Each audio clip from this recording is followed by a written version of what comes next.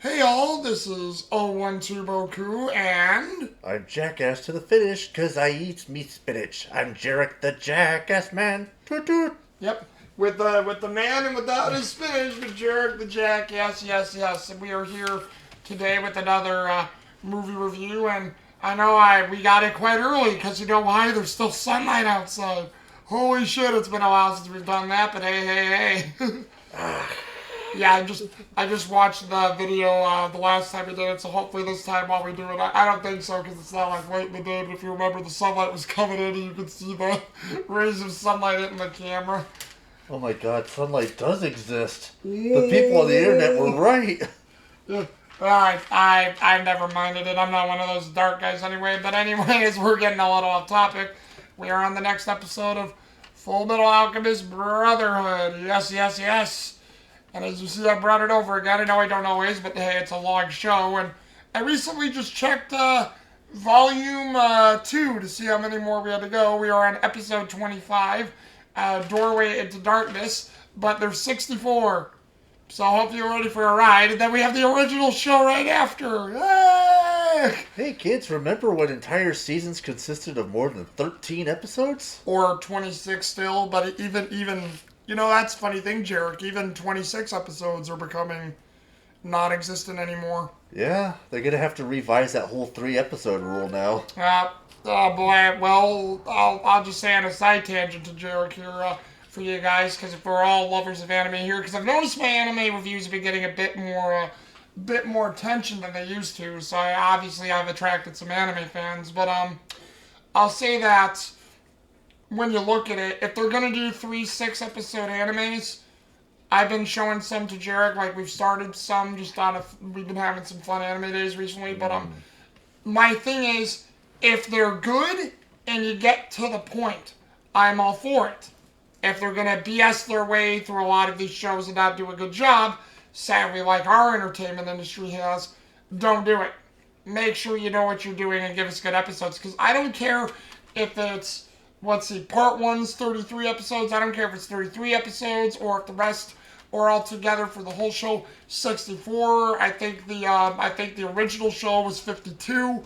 You know, or hell, even stuff like One Piece or Dragon Ball, which we're gonna do Dragon Ball too, and we're gonna, again, episode by episode, because that's how I want to do my anime. I think everybody does all these compilations because they don't want to do it episode for episode. I'm in it for the ride, baby, because I'm in it for the fun, and I know.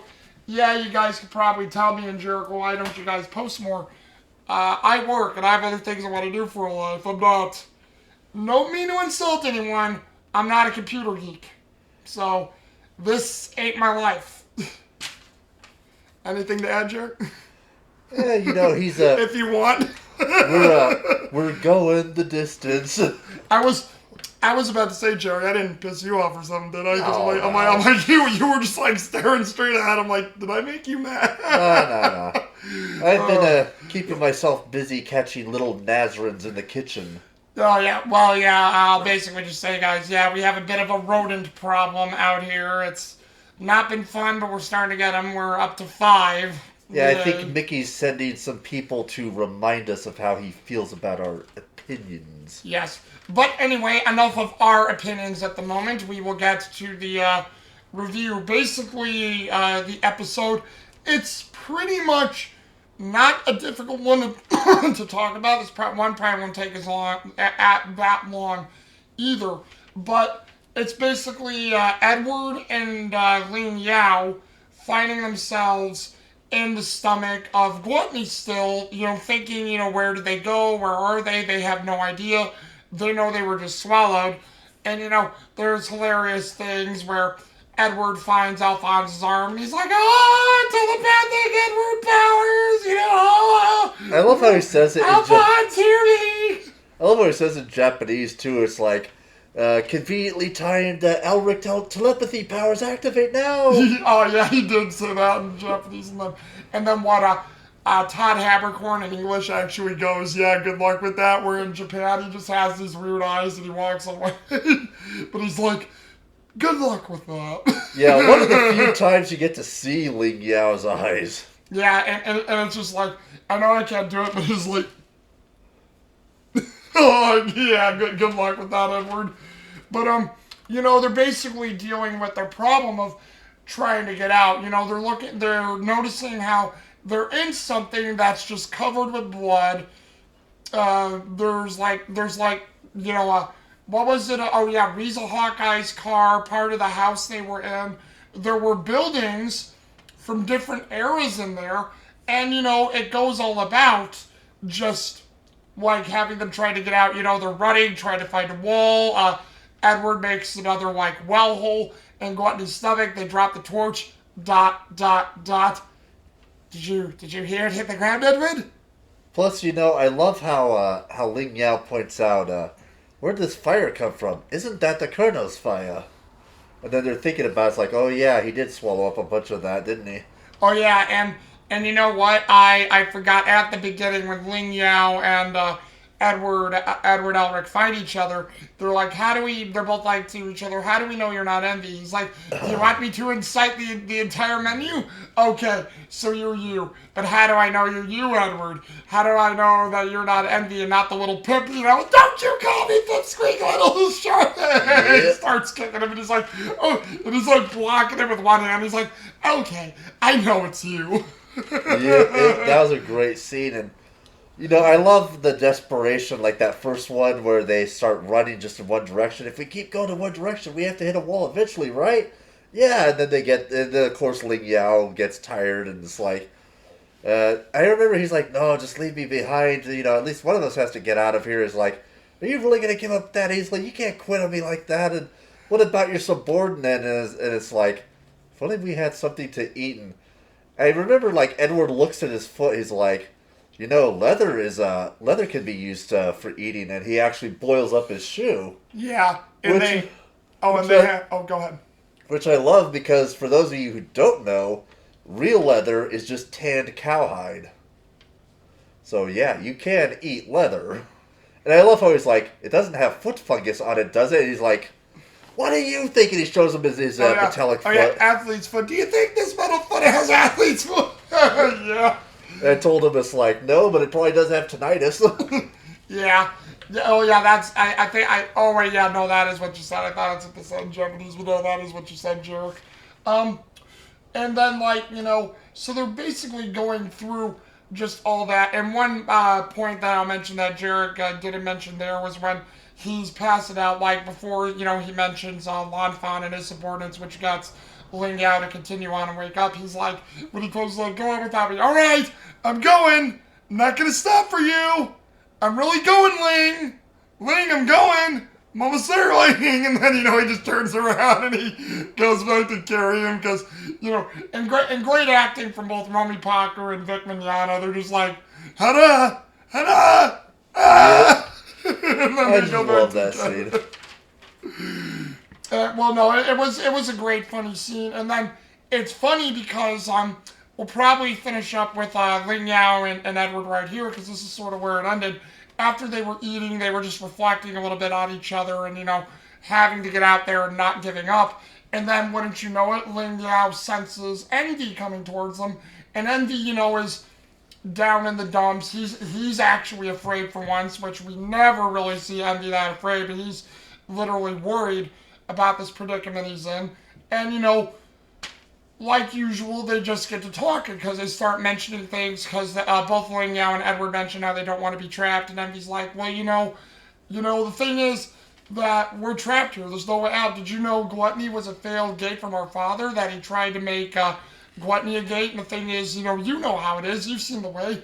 But father tried to do it, and he failed. So Gluttony was a failed experiment. Well, and I love how he's like, yeah, it did kind of feel like that time, but when it happened to me, it was like a empty white void, and Envy's like, so that's what the real deal looks like. Yeah, just because they're curious. And then, I forgot what the catalyst was, but after they're done talking about that, it's like how, it's like how they mention, because they mention, Bradley being a homunculus, which, Edward is still shocked, and, Ling Yao basically says so he was a homunculus, but then I like what they had Todd Habercorn say in English because I think it's sort of a better line because Ling Yao already knew the truth because he got to see the Ouroboros tattoo on his eye. He's just like, I told you. And I'm like, I like that better because he shouldn't be that shocked after what he saw just a couple episodes prior. Yeah, and I think the exact catalyst for it was, was this all Bradley's Oh, plan? yeah, Bradley's And playing, he's yeah. like, Bradley, ha! He's just a homunculus like the rest of us. No, this is father's ambition. Yeah, and then they're asking about who's father, and then, Envy's not telling them, but Envy's saying, you brats have ruined this, oh, wait, yeah, Edward goes, were you behind, this is what you guys do, were you also behind the Ishvalan War? And he's like, oh, that was an assignment I loved, because the guy who pulled the trigger, I got to start that one, and then, it goes to basically a flashback, and then we see this, obviously, again, sort of like dirty blondish, blue-eyed looking guy. Dirty blonde hair, blue-eyed looking guy. So again, another reference to Nazism. And you have this guy looking at this girl with red eyes, and the towels are very piercing. His blue eyes are piercing. Her red eyes are piercing. But then all of a sudden, the eyes become demonic. He takes out a gun, and then what was sad was the girl was smiling at this guy, like she was just happy to see this dude. And then Envy just takes out the gun, and it wasn't too bad gory wise, but you see where the bullet gets shot, and you just see the spray of blood go out the back of her head, and it's like, oh, that sucks. And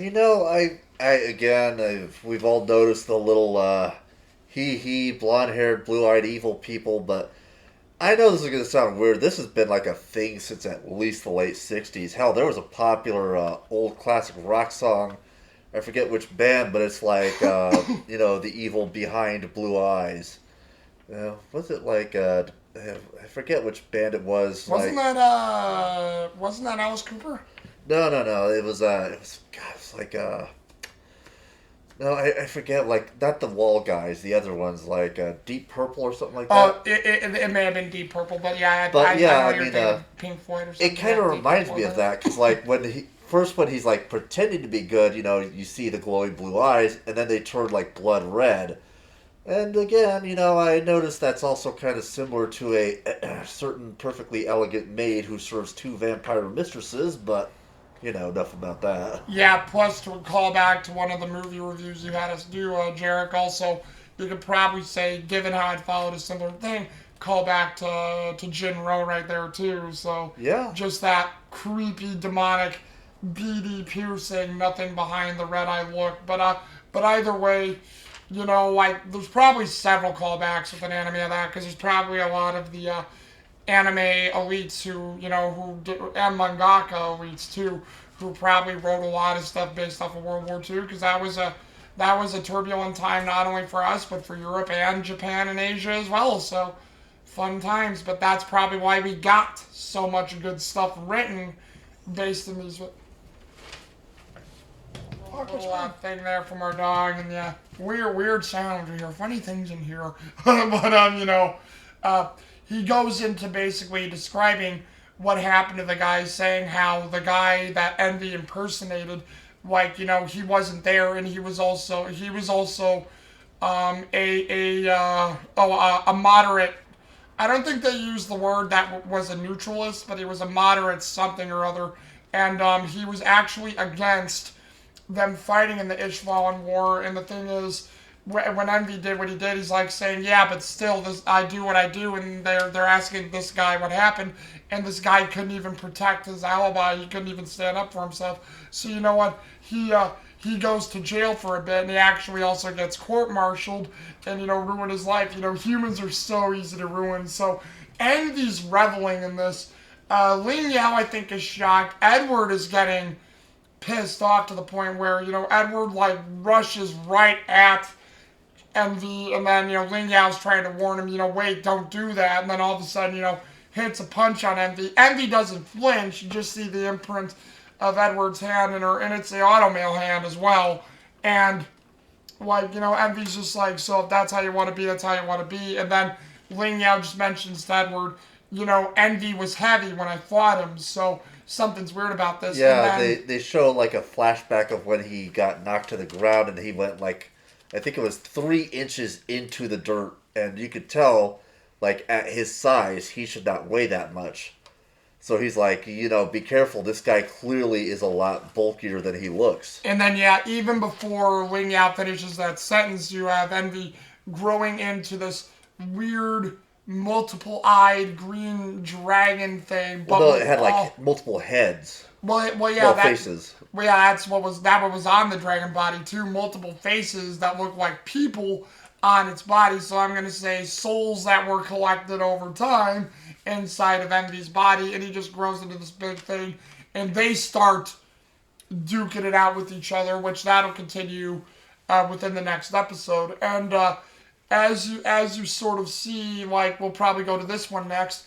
You have the council in Central, the traders as they are talking over like who they have for set. Well, and Japan they were all wondering what was going to happen because they talk about sacrifice for a little bit. They mentioned Marco. They're wondering in Japanese why the Fuhrer Bradley hasn't killed Mustang yet, yeah. and they're just sort of wondering about it. And then in English they're saying well, how is the Fuhrer dealing with one of our newest candidates? And Raven's like, oh, I think the Fuhrer is making him apprised of his new situation right about now. And I like how Jarek mentioned how Raven is still that jovial self, but there's a sinisterness behind it now.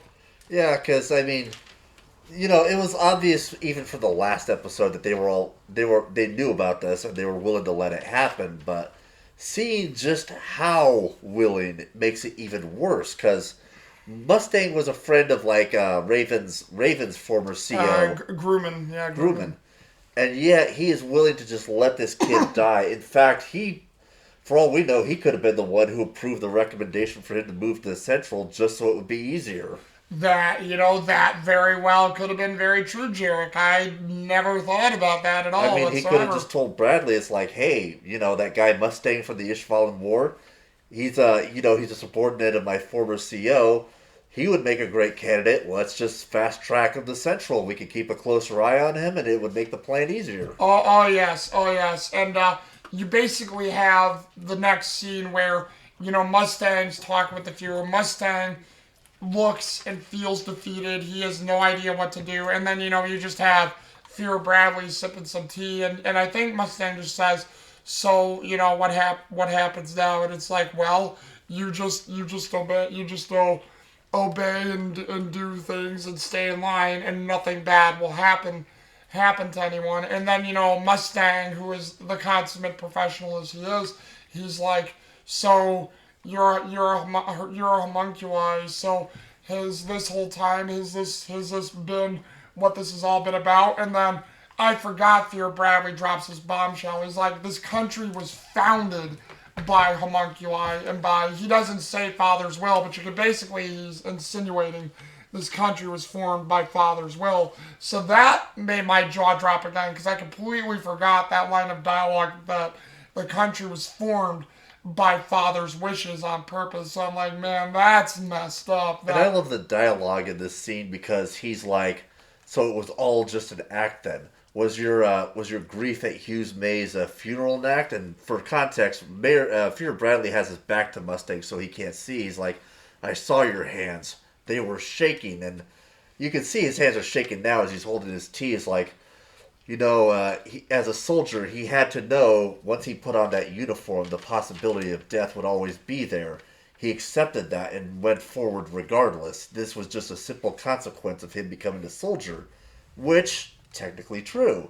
But he's like, but in order to, save his face with Mustang, he's like, my hands were shaking because that brat of his wouldn't stop making noise. My son is far better behaved. And it's like, my child wouldn't do that. It's like, but you have a son. How could you say that? He's like, oh, you mean, what's the boy's name again? Oh, Salim. Salim is far better behaved. He would never act like that. And the thing is, we still kind of don't know if he knows his, well, we'll save that for another episode. Yeah.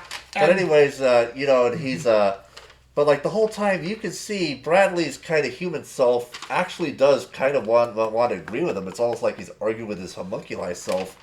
Because he did respect Hugh Mays, and hell, he probably even respected him more after he started piecing the whole scheme together. Well, we realize the truth that yeah, he does respect humans to an extent. Because look at that whole thing that him and Pride were having. You know, they were having that talk, and you know, Pride, who was talking for the Shadows, was saying, you know, I won't tell Father about this, and he's like, well, you know, because like even if you remember what we said in the previous episode, you're probably saying, you know, we have to wonder, we've been living for so long, is our time over? Well, You know, so you can tell Bradley's been thinking about this for a while. and I also love how, the conversation continues. He's like, if you have a son, he could be used as a weakness against you. It's like, oh, you know my weakness well, but I know yours. After all, what would happen if something were to happen to her? And then you cut to a scene where you see Riza talking with Roy Mustang's other compatriots, Yeah, Kane Fury, yeah. and they're like, Riza, is this some mistake? We've all been reassigned, and like the three of them have been reassigned to different various important positions Yeah, on the compass. Kane Fury, I think was going to the west. The big guy whose name, Breda. Breda was going to the east, and then No, Central is east. or, no, east is where Mustang used to be. Because remember, Central is east, Central is Central. East Command is what Mustang used to have. So that's where Breda was heading back to. Breda was heading east. Cape Fury was heading west. Vata Falme was heading north. And then Rizo Hawkeye's like, where am I being sent? And, oh yeah, then she has did I write their did I write their names in here? Oh, I did. Yeah, I did not write his name down because I think that may have been the only episode he was in. But yeah, they're met by these two lieutenants, and they say, they give her orders, and she says, well, where am I being headed? And she's like, oh, I'm staying in Central. And Kane Fury's giving a sigh of relief, thinking she'll be okay, but she's under the command of Fuhrer Bradley himself as her personal secretary. So it's like, oh shit. So And the funny thing is, the person who delivers her this notice is his former personal secretary. Yep. So he basically just had to hand her his reassignment letter as well. So bit of a dick move there, Brad. Well, yeah. But then when you look at it this way, for the homunculi, check and make this round, because you think for all these episodes and what they're building up, that they'll discover the truth, they'll get ahead of this, they'll do what they can, and it's like, nope, you bastards, sit your asses back down. No, this ain't getting any worse. And it also perfectly demonstrates just how intelligent Bradley is, because he must have easily figured out who the subordinates who were working with Mustang were and sent them to 4 different corners of the map just so he could disrupt his chain of communication. Yeah, and so they could still be a part of the whole sacrifice round when that comes. but either way, like, you could also say that this was. Oh wait, yeah. There's actually one part that goes into it as well, because I forgot. There's this one scene that I completely glossed over where you have. I know I got her name wrong. Where's her name? Mei Chang. Yeah, I thought it was Xiao Mei, but it's Mei Chang, the little Asian girl who lost her panda Xiao Mei, and Mei Chang is like crying over it. Yoki's having to restart fires because. Or restart his cook fire because Mei Chang keeps like crying and putting it out. And then there's one part where he's like, oh dear child, it's probably dead. Is Xiaomei dead? Ah! And like, he picks it up in his hands, burns his hands, and then it falls right on his head, burning his head. So poor Lieutenant Yoki. And like, you have after that, Mei Chang go through a story, and she's telling Yoki about how her family is the last of the line in Jing. They have little to no power. That we basically get this idea through the flashback that they're poor because Mei Chang looks like she's in the most basic of rags, and then she finds Xiao Mei. Xiao Mei, bites her, doesn't trust her first because they say. What do they call her in Japanese? Xiaomei's the bear cat? Yeah, she calls it a bear cat because I'm guessing, well, this is kind of also a thing that happened like in fucking Fallout 3 where they referred to the bears as like Yao Guai, a type of demon bear cat, but apparently, like, I'm guessing she knows that it's a type of bear, but being uneducated, she probably doesn't realize it's a panda bear. Yeah. So it's just like, and since it was so small, she was probably like, it's a bear cat. Yeah, but actually in English, Monica Riallo does Mei Chang's voice, says, that she actually calls it a panda, and I'm like, oh, I like that. I like that she knows what it is, and like so that was that was a cool little thing. But we go through this montage about how she cared for it, nursed it back to health, and then they trained together, carrying big lumps of wood, doing martial arts, sleeping together. So it's like they have this inseparable bond. And then all of a sudden, you have Scar just listening to the story. Like, he has no look in his eyes, no look or nothing. And then what happens is he's like, it's not light yet. There's no soldiers around Mei Chang. Let's go look for her. And she's like, oh, really? And then before they leave, Yoki goes, you know what? He probably feels something for you and your people because his people was wiped out in a war just a few years ago, so you guys probably have an unspoken kinship. And so they go off together, and before that ends, she basically just tells Scar that, Yoki told me what happened to your people, and I'm sorry about that. He just says this way and continues on without uttering a word, but we could probably get by that act alone of him helping her look for Xiao Mei, that he does care deep down. Plus, it's just kind of funny how often we see underage Chinese girls with a crush on an older man being trained in kung fu along with a panda. Zhao Ling, panda from Tekken, Yoshika Miyako and her panda kung fu master Shiro from Melty Blood. Yeah, the list goes on and on. Yeah. Hawk, what are you doing? Come here, little boy. Come here. I know he's like climbing all over me. I'm like, go somewhere. I'm trying to lean forward. There we go. So you basically have that, and then to end it, you have Gluttony worried about, what he's gonna do since he swallowed them all up, and then you have Alphonse sitting there with only one of his hands, and he's trying to think how to help Alphonse, because he's saying, no, we said we'd live through this together, we'd help together, I can't give up. And then, you have Gluttony still freaking out. Xiao Mei's also hiding between Alphonse and Xiao Mei's still all with him. And then, it gets to the point to where Gluttony just says out loud, what should I do? And then Alphonse is like, I don't know. I can't go back empty-handed. If I do, Father will be mad at me. And then, Alphonse, he opens up his eyes and he says, wait, did you say Father? He's like, yeah, Father's the one who made us. And then he gets this idea saying, if Father's the one who made you and you're this sort of gate thing, maybe he can get, Edward and Ling Yao out of you and we can continue on. And then, like he said, maybe they'll also get to a truth of this. And then all of a sudden, he says to Gluttony, just jovial, because Gluttony's got the mind of a kid. He's like, Gluttony, would you mind taking me to Father? To Father? Oh, I guess so. You're an important sacrifice after all. And he's like, sacrifice?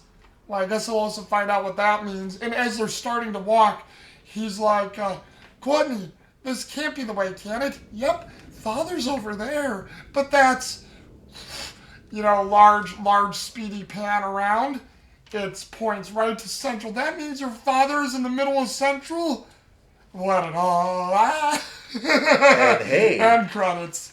And hey, here's the weird references you might have missed bonus round. Everybody's favorite. So one thing you might have noticed about Central, it seems to be shaped like a gigantic circle with several different inner rings. Which, hint, that might be a nod to Atlantis, a kingdom full of forbidden knowledge that may or may not have been sunk by God, or Poseidon, or Neptune, or whoever, because, forbidden knowledge and humanity are not good things 9 times out of 10. They also, again, I kind of mentioned this in earlier videos, but when you see, Gluttony open up and become the portal, it looks like a gigantic fucking gaping maw of a hungry beast, which is kind of how the Gates of Hell were depicted in most of its earliest depictions, as just a gigantic, hungry monster trying to eat you, which might have been abided. No, no, no, no, no, no, no, no, no. Hey, No, no, no. get over here. You set that off, you're gonna be yelping till the day on end, Hawk. Yeah, it's like the earliest depictions often had Abaddon, the demon of absolute gluttony, being the little gates that devour you as you go in. And also, if you notice, whenever he does that, there's a gigantic eyeball in the middle of a black, empty void, which you also see when the Gate of Truth opens up. And there's also another famous character who loves tentacles and creating spaces within spaces, and also sexually harassing underage armpit Mikos. But hey, enough about that bitch. Nobody likes you, Yukari. But yeah, it's kind of funny because in a sense he's doing the exact same thing. He's even as a fake doorway and basically the dark mirrored reflection of the gates of heaven, except in Gluttony's case he's a gate to hell, literally. He's basically created a hole in reality, a space between the spaces. Basically a hole of purgatory, as I put it. Yeah, and I mean there was so much shit in this, like the how you see the inside of him, kind of reminds me of like how the older versions of the Bible depicted Gehenna, one of the limbo areas of hell. With like the blood, the dead bodies, the broken buildings. Go back over there, Hawk. Go ahead. The broken buildings and the Good boy. fire everywhere. Yeah, it's like a classical depiction of Gehenna. For your old Judeo-Christian fans. Mm-hmm.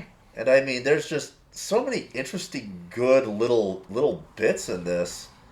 It really is just a wellspring of what's the word? Allegorical reference points. Well, yeah, for a show that's full of them. I mean, And it hey, has Envy alone too, because I mean, aside from like the obvious reference of like stealing the souls of his victims and then becoming a part of him, like the that one type of turtle demon, which was also in Devilman, by the way, great anime. There's also the fact that he turns from like this seemingly innocuous little kid into a gigantic, hideous dragon-like creature, which is probably a reference to Lucifer. When he gets into his battle, his war with heaven, and God sends Michael to deal with him, it's like he turns into a big dragon, and Michael doesn't even bother to transform the bitch slap his older brother. When you see him turning into this dragon, it's kind of a reference to that, but also, I know I'm going to get some shit for saying this, because everybody's going to know I'm a weeb and a half, but I'd like to think this is where BlazBlue got Yuki Terumi, because it's the same deal, Envy, needs to be envied. He wants all the eyes on him. He wants everybody to be jealous of him. And he's a big green dragon who loves to torture and hurt people. Yuki Terumi is a green mind parasite who needs to make everybody hate his ass so he can keep existing, and he wants to cause nothing but endless pain and despair. And he's also a reference to Lucifer, so yeah. Yeah, it's just... It's really nutty, but it's just really well how this stuff comes up, and that's a great transition from Jarek there into our characters, because I know I will have something for you here, guys, but this was an episode again, and again, I know a lot of people, when Funimation was really, hitting its stride in the late 90s and early 2000s, a lot of people said, oh, well, this is what makes Fullmetal Alchemist great, is they have good voice actors, but, that's not enough, it's just a show. And I'm like, the thing is, though, for people who say that, and it's just a show, I wonder how many of you watch mainstream anime now. Yep. So I'll just say that for a little tidbit. I won't get into it, but I'll definitely do that now. But number two, Fullmetal Alchemist has always been well acted. The original show, this show, and that's why I'm saying it's hard to pick a character, because I liked everybody. The voice acting, the supporting cast, everybody was top notch in this episode. So if I had to give somebody, again, I know I gush on them a lot, but I will give the first billing to what are their names? Yeah, you're looking at it right here, Zach. But yeah, Roy Mustang, Travis Willingham, Shinichiro Miki in Japanese, King Bradley, Ed Blaylock, and Hidekatsu Shibata in Japanese as well. the Japanese actors did a great job, but for Travis Willingham and Ed Blaylock, perfection in English and just the way they emoted and the way that, like, again, Ed Blaylock gave it a more sinister, calculating vibe.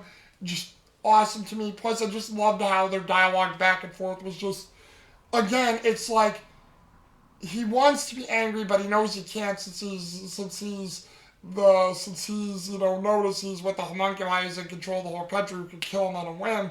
But then at the same time, like Bradley's just treating it so casually, and I love it like that. So there's beautiful poetry between those guys and their interactions of like, oh, so you bring Salim and oh, that wretched child. I hated her screams, and just that type of stuff. But I will also say my number two, Todd Haberkorn, Mamoru Mignano, Ling Yao, my dark horse favorite. I'll just say here because they're in the scene together. But Edward Elric, Vic Mignogna, Romy Paku, great stuff, and his reactions are just going crazy in the thing. But then I have to give it as well to the top one for my number two favorite, Envy.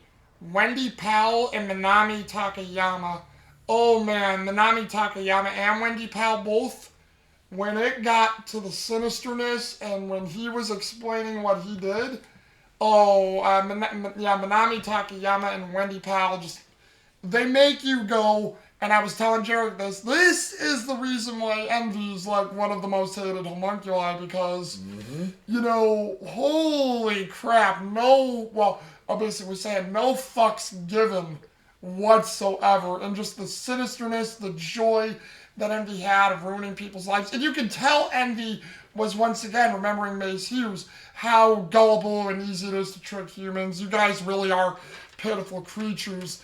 And it's just like the relish in that. And again, Wendy Powell, Minami Takayama, great stuff. So if I had to pick characters, those would be those guys. But overall, great stuff from the cast overall. So great stuff. Jarek, how about you? Who stood out to you?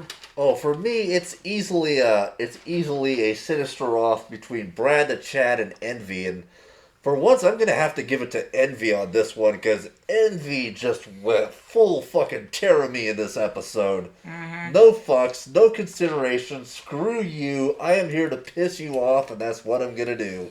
Yep. And goddamn, Wendy Powell, you are good at that shit. Yeah. And Bradley, I would say he gets the nod for like the quiet, contemplative, sinister. I mean, he just really.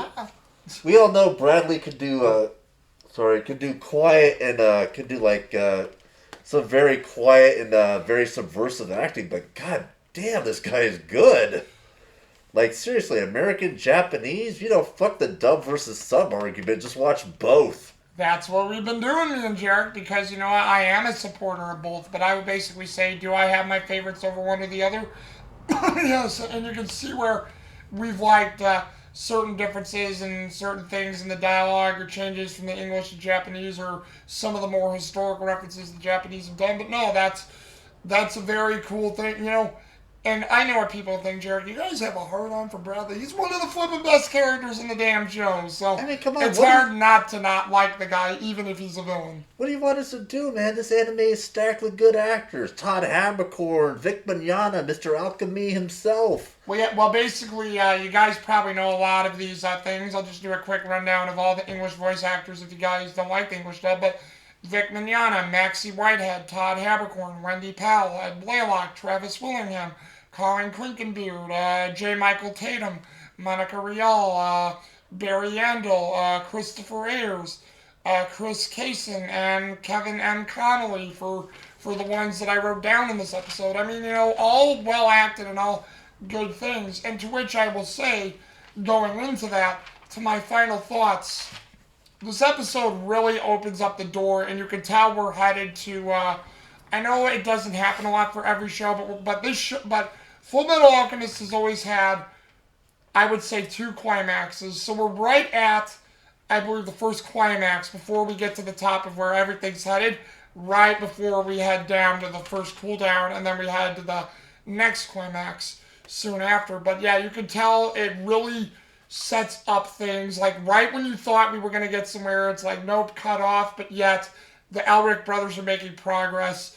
You don't know what Scar's going to do, but Scar's thinking of some things. I mean, again, like Ling Yao and Edward are fighting Envy, because Envy's like, well, if we got nothing better to do to die, I might as well just take out my boredom. And, it's like, so you got all these moving parts that are leading to somewhere. And if Gluttony is leading Alphonse right to Father,